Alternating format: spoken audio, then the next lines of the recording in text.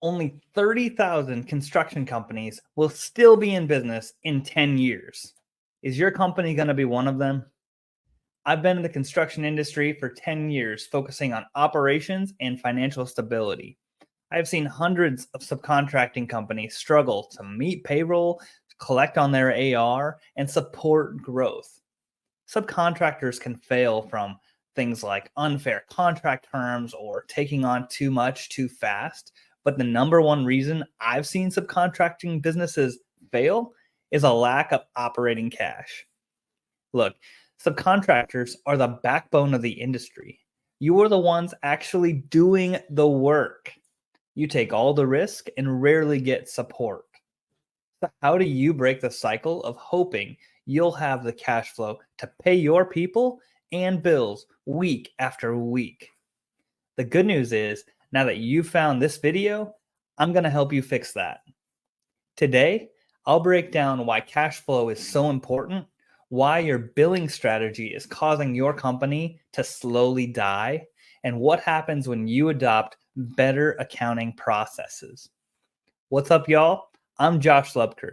If you're looking for content on subcontracting operations and finance, please like the video and hit the subscribe button below. And with that, let's get into it.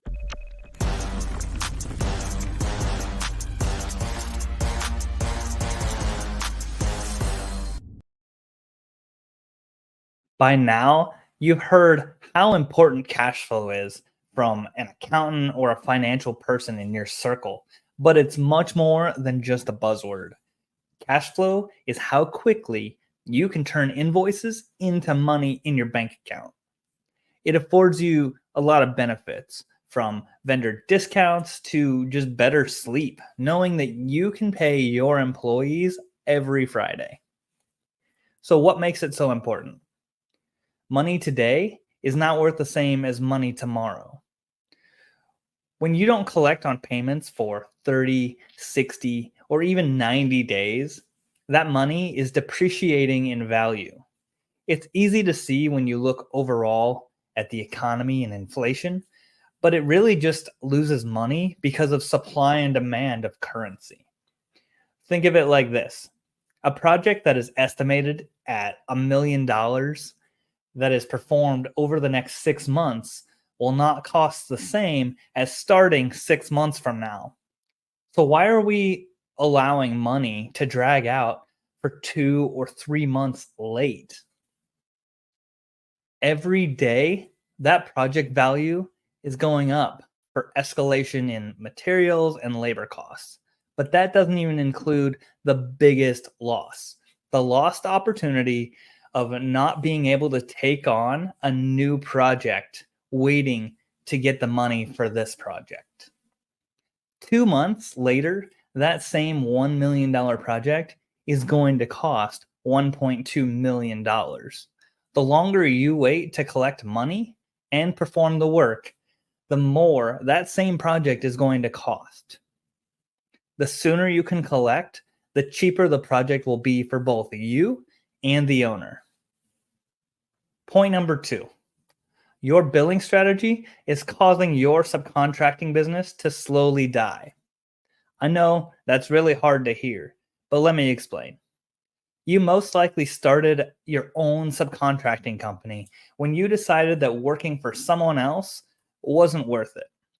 You performed the work so well and would just get so frustrated that someone else was profiting off of your hard work, so you made your own business. But no one taught you business acumen. You've had to learn that on your own. You've made mistakes along the way that taught you how to not do things instead of how to do things.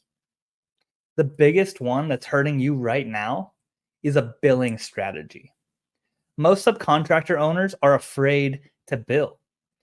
They don't want to look greedy or not be considered for the next project. This is the complete opposite mindset that your client has. Think of a time that you had someone do work for you. Maybe it was a painter came and finished a home project that you didn't have time for. Maybe a plumber came to fix something you couldn't YouTube your way out of. Or just landscaping that you didn't want to spend a weekend doing in the brutal heat. It never once crosses your mind, I'm not going to pay this person a cent until it's 100% complete and to my satisfaction.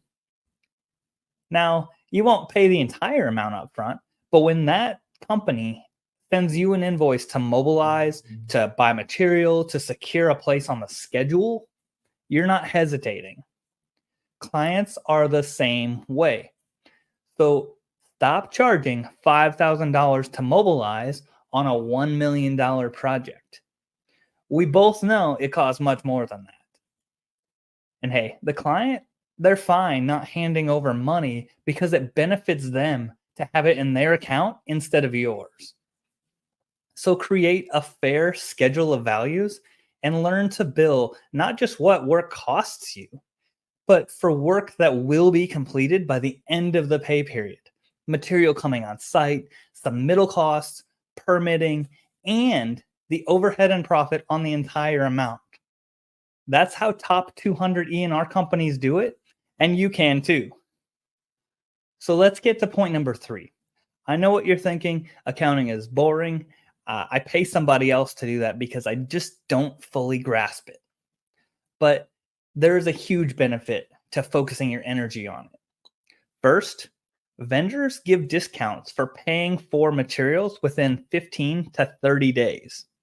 Those discounts, I've seen them be up to 10% off of your material that was quoted to you just because you paid on time or early. If you have a project that has $500,000 of material, you could purchase it and have it delivered to site so you aren't holding up the performance of work. And if you bill it right, you could save up to $50,000 just because you paid within 15 to 30 days. That's why your billing strategy is so important. The only way you can actually achieve that is having the money to do it. By billing for it sooner and negotiating better payment terms in your contract, you can get those discounts. Second, you create greater relationships with your employees, partnering subs, and vendors. When you can pay people consistently on time, they build confidence in you, and they will go above and beyond to help you in times when you get in a bind. Let me give you a personal example of that concept. I had a surveyor that we would pay every Friday like clockwork. They were a small business, so they needed the help. One time, we got in a bind where our survey stakes got demolished by tornado gusts on a runway. We only had 90 days to complete the entire schedule, so literally every day counted. Because they could count on us to pay them on Friday, they dropped all of their other planned projects to help us that next morning. If we didn't have that rapport, they could have easily pushed us off of schedule for a week or two. Lastly, when you get an idea on how you want to grow the company, you need the money in your bank account to spend immediately. You can't implement something without resources to do it. If you're 60 days behind just on paying your regular bills, you'll never reach a point where you can grow your company. It's so important to build a bank fund that's 5 to 6 months of operating capital so you can take on that next level project. Maybe you could handle a $5 million project from a logistics standpoint, but if you're waiting on $300,000 to pay vendors and subs from the last project, there's no way you're going to have the opportunity to sign a new contract and go an additional $400,000 in debt to start a new one. Remember, the only reason you started a business was to have financial freedom and less stress working for someone else. So stop the cycle and go thrive.